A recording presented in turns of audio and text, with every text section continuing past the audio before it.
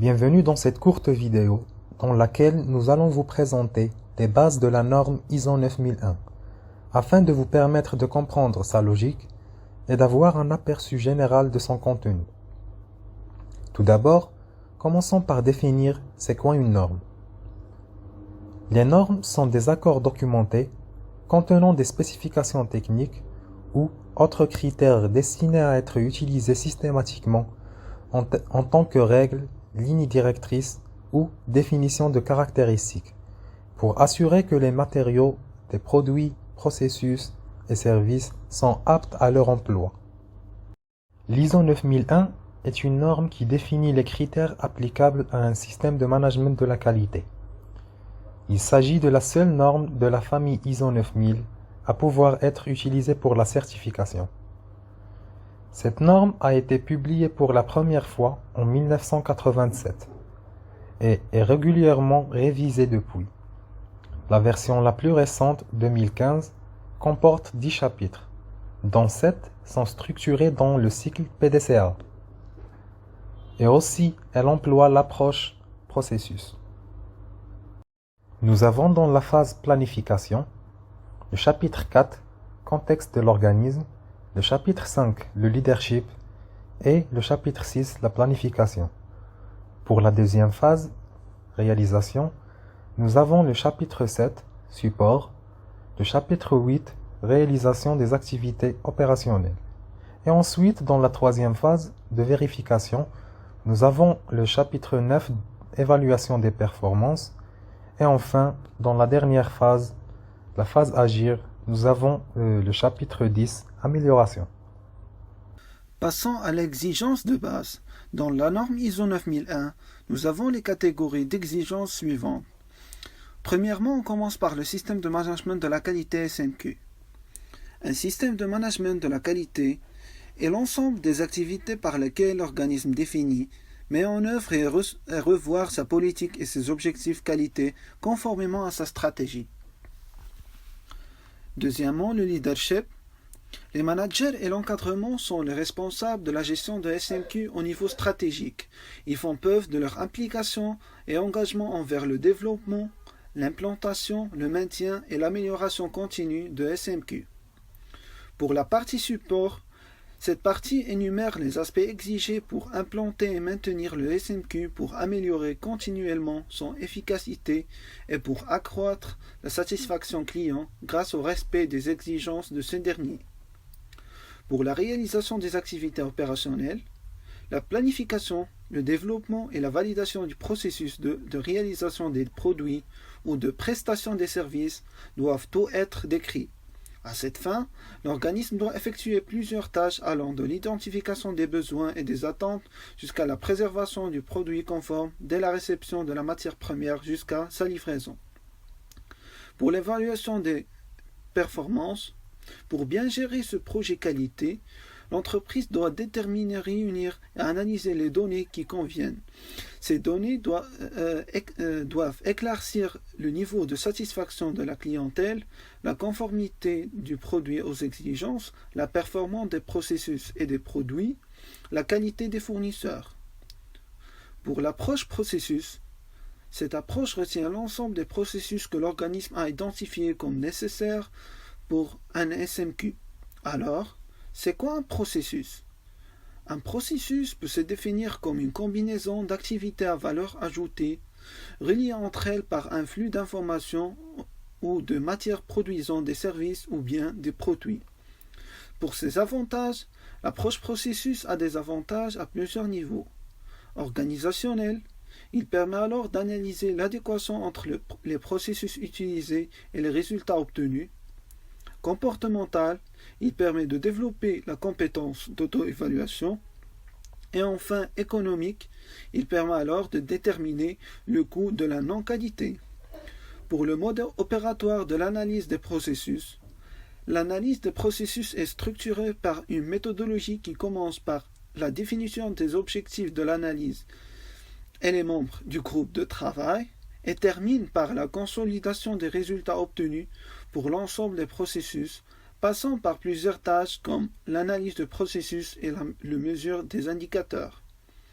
Pour les indicateurs de performance, on distingue entre deux principaux types d'indicateurs. L'indicateur de qualité, qui est orienté vers le client, il exprime le degré de satisfaction du client et il permet de mesurer si l'offre répond bien à la demande. Et l'indicateur de gestion, qui est orienté vers l'entreprise, c'est un élément quantitatif. Il prend les impératifs de gestion ou l'efficacité d'une unité de travail. Pour les informations documentées des SMQ, on va commencer par le système de documentation.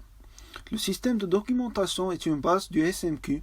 Il définit les politiques, les objectifs à atteindre, les procédures décrivant comment les choses doivent être réalisées. Pour la politique qualité représente les objectifs qualité. Lors de la rédaction d'un système de documentation, l'écriture de la politique qualité est généralement le premier élément de la documentation qu'il faut réaliser. La suite des événements dépendra de cette politique. Pour le manuel qualité, la norme ISO 9000 définit le manuel qualité par un document spécifiant le SMQ de l'organisme. Il contiendra la mission, la politique qualité, les objectifs, l'engagement de la direction, les exigences minimales et les dispositions prises pour acquérir la qualité. Ensuite, il y a la rédaction des procédures. D'après l'ISO 9000, la procédure est définie comme une manière spécifiée d'effectuer une activité ou un processus. Et elle peut être définie par les éléments suivants. Ce que doit être fait, qui doit le faire, quand et où, comment, quels moyens utiliser, et enfin, comment cela doit être enregistré.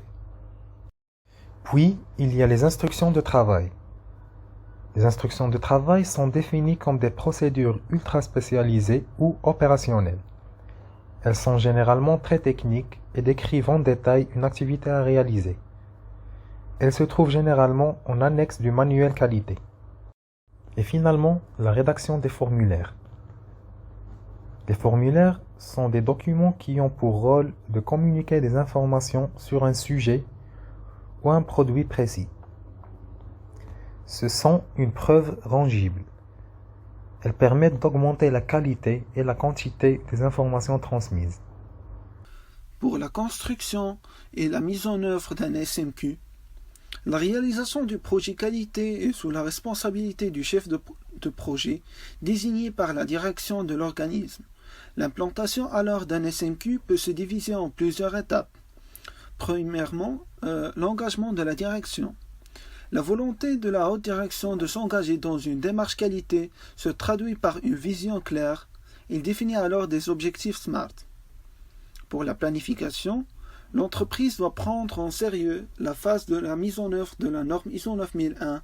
C'est pourquoi l'organisme doit élaborer un plan d'action, préparer les actions, définir les indicateurs de performance, élaborer un plan de communication et désigner un coordinateur qualité.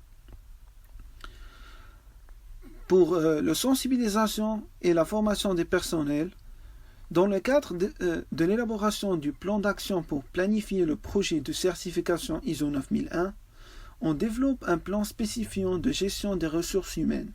Ainsi, on prépare un plan de formation pour sensibiliser le personnel à l'état d'esprit qualité et le former aux outils et méthodes de la qualité. Pour l'évaluation de la situation se passe par le diagnostic de qualité initiale, qu'il s'agit de réaliser un état des lieux et faire un bilan de la situation actuelle. Alors, on commence par la préparation du diagnostic, puis la réalisation de ce diagnostic et on termine par un rapport de diagnostic. Et puis vient l'étape de conception et mise en œuvre du SMQ. Dans cette étape, on développe le SMQ et on le met en application. Il s'agit d'une part de rédiger et gérer la documentation nécessaire pour le bon fonctionnement du SMQ et formaliser ce qui se fait de bien afin d'éviter le flou des règles et des instructions qui se transmettent. D'autre part, il faut mettre en œuvre le plan d'action opérationnel du SMQ qui consiste à impliquer et motiver tous les acteurs de la gestion du SMQ, faire vivre son plan de communication, accomplir les actions selon un calendrier et maîtriser la documentation nécessaire à la surveillance des actions. Ensuite, l'audit interne. Dans cette phase, nous effectuons la revue du manuel du SMQ à l'aide d'audits internes et en revue du système pour déterminer l'efficacité de l'implantation. En effet, après la mise en œuvre des processus et des procédures, un audit interne permettra de reconnaître les écarts qui n'avaient pas été signalés lors de la construction du SMQ.